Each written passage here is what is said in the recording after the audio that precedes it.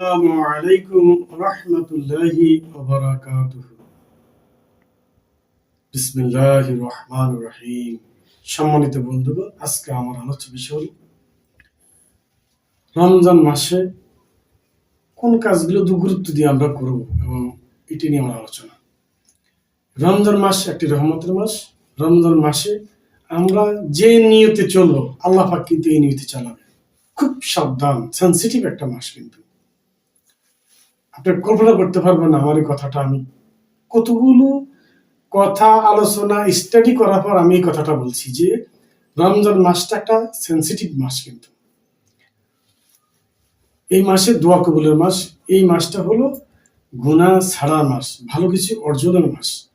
এই জন্য আমাদের চলাফেরা, খাওয়া দাওয়া, জীবন জীবিকা সাবধান, ব্যবসা বাণিজ্য, চাকরি সবকিছু আমাদেরকে সাবধানই করতে হবে। কারণ কোনো অংশে যেন আমাদের ভুল না হয়, আমরা যেন ভুল না করি।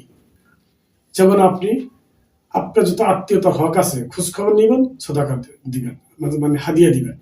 আর যত মানুষ সাহায্যের জন্য আসবে, 2 টাকা থেকে 5 টাকা, 10 টাকা, 20 টাকা, 100 টাকা, 1000 টাকা, যা পারেন সবাইকে দিবেন। মসজিদ, মাদ্রাসা, এলাকার গরিব, ফকির, মিসকিন সবাইকে ইচ্ছে মতন দিবেন আপনি।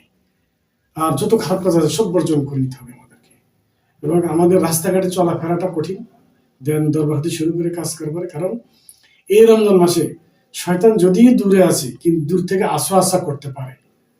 কারণ আমাদের সাথে তো কেরামিন কাতিবিন আছে না, এভাবে আরো অনেক ফেরেশতা আছে আমাদের সাথে, ভালো ফেরেশতা আছে। আল্লাহ পাক আমাদেরকে সিকিউরিটি দিয়ে রাখছেন, কিন্তু হয়তো আমরা দেখি না। আমরা যারা ইমান এনেছি আমরা বুঝি আমাদেরকে আল্লাহ অনেক ফেরেশতা দিয়ে সিকিউরিটি দিয়ে আমাদেরকে রক্ষা করতেছেন।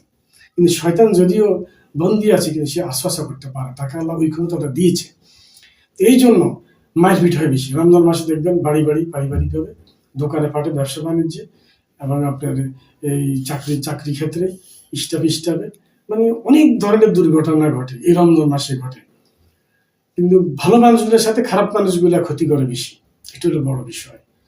ভালো মানুষটা দু একটা করে না এমনটা না, তবে খারাপ লোকগুলো বেশি ভালো মানুষদের সাথে খারাপ সমস্যাগুলো করে। এই জন্য আপনার চলাফেরা খুব সাবধানে করবেন, খুব সেন্সিটিভ।